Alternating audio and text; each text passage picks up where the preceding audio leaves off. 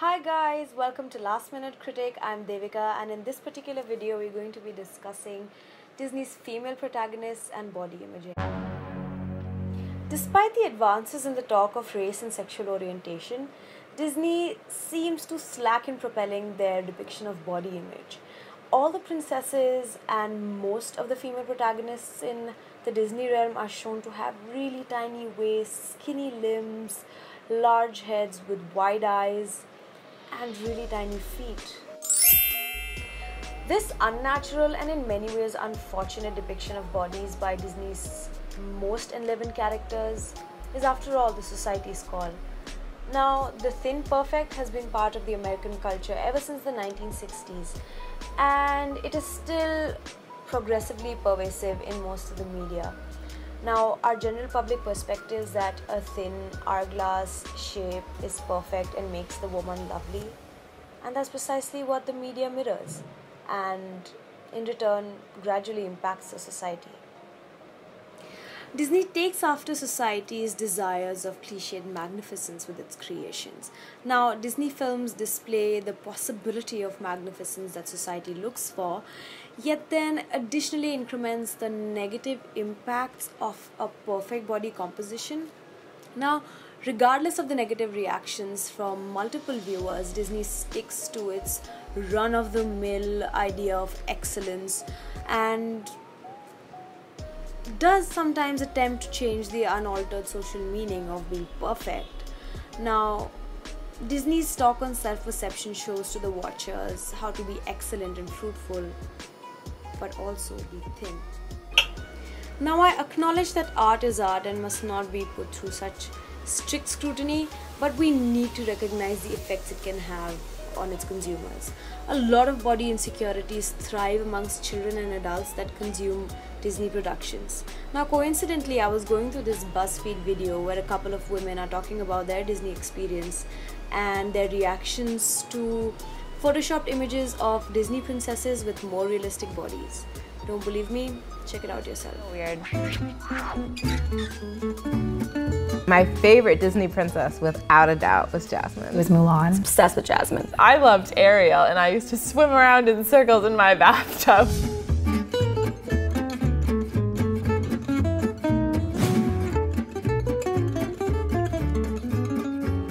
No. Wow. Really? She looks like this. I guess I never really thought about it before because Disney princesses just are like that. That's just what they are. It's just how they look. So unrealistic.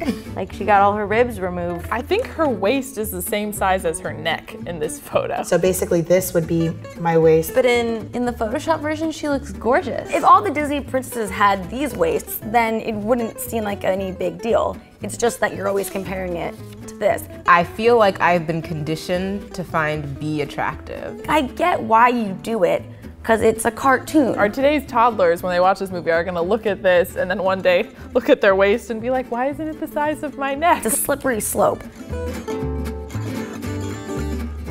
Yeah, I think Disney princess images affected me a lot. I think I wanted to grow up to look like that, but I was always pretty realistic and didn't think it would actually happen. I know that it's pretty ridiculous to blame Disney for people's body image issues, but when you think about it, it isn't that crazy. So normal to me that it didn't feel weird. That goes to show how gross it is that it's so subliminal. I thought to myself okay, maybe I'm not as hot as Jasmine is, but one day I will be.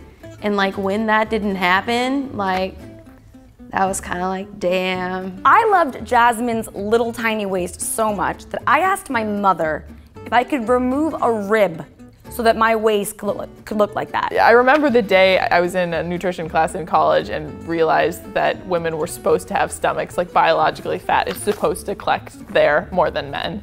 And I was so relieved. Maybe Elsa has a ball and tiny little waist, and then her sister is a little bit more of a ruler shape, but hey, she's hot too. Can't you mix it up a little bit? If we saw. Moving further, let's take one of the many Disney princesses as an example. Elsa happens to be my personal favorite, and she's one of the two female heroes in the movie Frozen and is known to be a solid independent lady. However, there is an unmistakable moment in the movie where during the song Let It Go, she transforms from this restricted queen to a free and capable individual. Now, although this rhetoric mostly aims to empower women and put across a more independent picture of women in the society, but this transformation happens to be another cliche. Previously, her attire was exceptionally conservative and did not characterize her body parts. However, after Elsa experiences a change, her clothing become more bodily accentuating and feature her midsection and her wide bust. This discourse of self-image basically exhibits to the viewers that a solid, productive woman has to additionally be thin. And along with that, his sister Anna coincidentally has a indistinguishably thin figure throughout the film. The next example that we're going to go to is that of Megara from Hercules. Now, Megara is treated by men mostly to favor their sexual interests. Although she has a strong personality, is independent and challenging, and plays a great role in being able to defeat the villain to save Hercules, Meg is known as one of the skinniest and most outrageously shaped female characters of all time. She has an overemphasized body with overemphasized curves, with an almost anatomically exhausting waist. Throughout the movie, Hercules seems to be charmed by her based on her appearance purely, rather than her charismatic character, which is evident in their first meeting in the way he reacts to her aesthetic and her comments. Now, the fact is that Meg is actually a very smug character and often tricks Hercules. And according to the plot line, there is very little reason for Hercules to actually like Meg so much. In an episode of the TV series of Hercules, Meg shows very little to no remorse in being able to use her sexual abilities to trick the younger Hercules. In addition to promoting society's thin ideal, Megara encourages the idea of appearance of a personality within relationships and the use of sexuality to attain what one desires. Let's talk about Princess Merida from the movie Brave. Now, Brave is a movie produced by Pixar but released by Disney, and Princess Merida is not your regular Disney princess. She's outgoing, she is shaped more realistically, she is brave, she saves her family from doom and does not need the saving. Now, there came a standard down point with Brave where Disney started to come up with Brave merchandise and people got really upset with the Merida doll. Now, the Merida doll looked nothing like what Merida looked like on screen, and that really upset a lot of people, including Brenda Chapman, who was Merida's creator. And she argued, and I quote, "She was a princess who looked like a real girl, complete with imperfections that all people have. By making her skinnier, sexier, and more mature in appearance, you are sending a message to the girls that the original realistic, teenage-appearing version of Merida is inferior." Now, the Merida we see on screen does not have a slim waist and a caked-up face, which is exactly what the Disney merchandise of the Merida doll looked like. And massive criticism went about and thousands of petitions were signed and they took the Merida doll off the shelves. Now, despite so much opposition, Disney continues to promote cultural stereotypes of beauty as to not stray from their traditions. The problem doesn't end there. Let's get to the antagonist that Disney uses to show good versus evil. Now, the classic Disney trait, I would say, is what is visually appealing is good and what isn't is bad. In the classic examples of Ursula from Little Mermaid, from Maleficent and Sleeping Beauty, Mother Gothel from Tangled, Lady Tremaine from Cinderella, these films portray these particular antagonists to be culturally defined as unattractive. Now, their facial features and their bodily features are designed to contrast those of their size 0 Disney princesses. For example, Ursula, she has a big belly, she's an octopus, and she wears really weird makeup in comparison to Ariel, whose size 0 has red hair and is really pretty. Similarly, in the case of Mother Gothel and Maleficent, although they are not exceptionally bloated in their depiction, they do possess these really eerie looking arms and feet and fingers and hair, which contrast them from their pretty looking princesses who have fragile limbs and tiny feet and fragile palms. Now, Mother Gothel in a younger form, however, and Lady Tremaine each possess a normal body type, but seem almost overweight in comparison to their princesses later in the story. We could count in that as an age factor. However, going the extra mile to show the ugly fingers and the eerie hair, like they could maintain themselves in the further years to come, is a little extra. Now, while the intimidating features do add to the entire villainy and persona of the antagonists, a larger body shape might not always serve the purpose.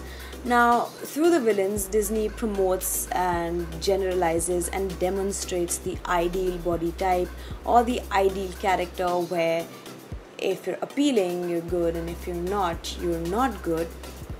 Yet these generalizations are actually reflections of what the society already has perceived and already lives by. And what makes it even sadder is that when Disney reinforces it, the society begins to understand and adhere by the cliche. Now, the distinct presentation of the villain's unappealing look brings out to light Disney's rhetoric on body image, and it promotes and worsens, it degrades the society's negative outlook on what a perfect body should look like.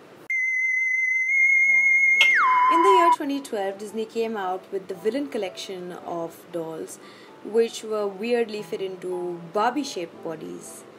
And we all know that Barbie bodies have a problem there.